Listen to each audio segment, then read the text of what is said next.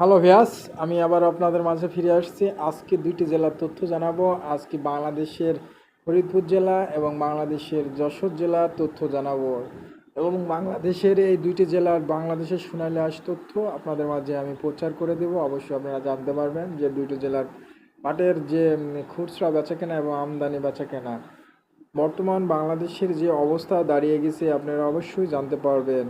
বাংলাদেশের প্রতি সংখ্যা তাদের বেশি হয়ে গেছে। বাংলাদেশের সাধারণ মানুষের যেগুলো যে পাটের চাহিদা কমে গেছে, এবং সাধারণ মানুষের জনগণের পাট সোনালী আঁশের চাহিদা খুবই কম বললেই চলে। বর্তমান যে বাংলাদেশের যে অবস্থা দেখতে পাচ্ছি, সোনালী আঁশের যে কোনো খবর নাই, সে কথাও জানিয়েছে বাংলাদেশের সাধারণ মানুষ। আমরা দেখতে পাচ্ছি জমিনে সোনালী আঁশ পাট খুবই কম বুনেছে সাধারণ মানুষ। যশোর জেলার মানুষ হতাশ হয়ে গেছে, তারা দাম পায় না পাটের, এ কথাও জানিয়েছে সাধারণ কৃষকরা। বাংলাদেশের প্রধানমন্ত্রীর কাছে তাদের আবদার যে কেন সোনালী আঁশ পাটের আমরা দাম পাইনি, অন্য অন্য ফসলের আমরা ঠিকই দাম পাচ্ছি, কিন্তু সোনালী আঁশের ফসলের আমরা কেন দাম পাইনি। আমরা বাংলাদেশের সব কিছুর দাম যদি হয়ে থাকে, তাহলে কেন সোনালী আঁশ পাটের দাম পাবো না? যে জিনিসটা সারা বিশ্বে রপ্তানিত হয়, সেই জিনিসের দাম কেন বা হয় না? আমরা এই কথা জানতে চাই বাংলাদেশের প্রধানমন্ত্রীর কাছে। বাংলাদেশের প্রধানমন্ত্রী আরও বলেছে, তোমাদেরকে অবশ্যই আমরা এটা উদ্যোগ নিয়েছি, নেব 100% আপনাদেরকে অবশ্যই দাম দেওয়া হবে। এবং বাংলাদেশের যে অবস্থায় দাঁড়িয়ে আছে সোনালী আঁশ পাট খুবই ভালো অবস্থায় দাঁড়িয়ে আছে, সারা দেশে স্থানীয়। আমরা জানতে পারছি যে বাংলাদেশের সোনালী আঁশ পাটের অনেক চাহিদা আছে, কিন্তু যদি অন্য অন্য দেশে দিতে পারে, তাহলে অবশ্যই বাংলাদেশের সোনালী আঁশ পাটের ন্যায্য পরিমাণ দাম দিয়ে থাকবে।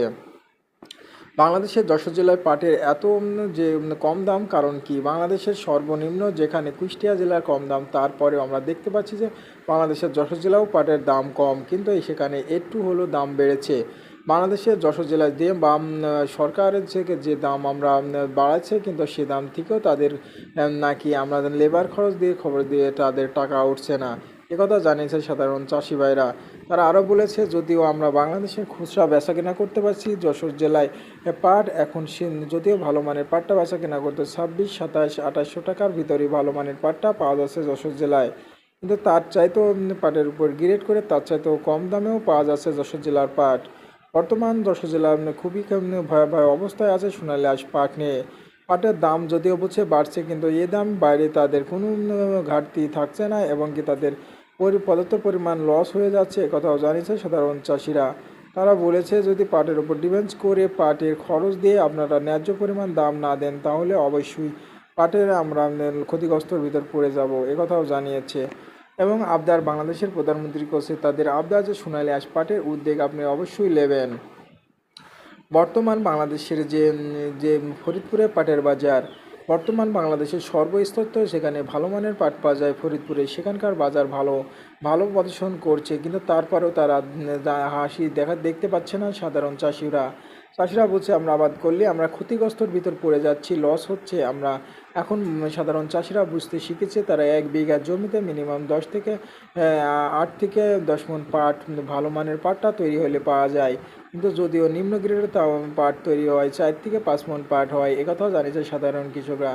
তারা খুচরা বেচাকেনা করে যে ভালো মানের পাটটা যে 4000, 4200, এবং এভাবে তারা বেচাকেনা করে থাকছে। বর্তমান এখন বাজার 4000, 4200 ভালো মানের পাটটা, এবং কমা পাটটা 3500, 3200 ভিতরেও পাওয়া যাচ্ছে ফরিদপুরে। তারা ভালো মানের পাট ডিফেন্স করে তারা কেনা বেড়ায় বেশি, ভালো মানের পাটটার উপরে চাহিদা বাংলাদেশের প্রধানমন্ত্রী, এবং বাংলাদেশের প্রধানমন্ত্রী আরও বলেছে, আমরা অবশ্যই চাহিদা দেব।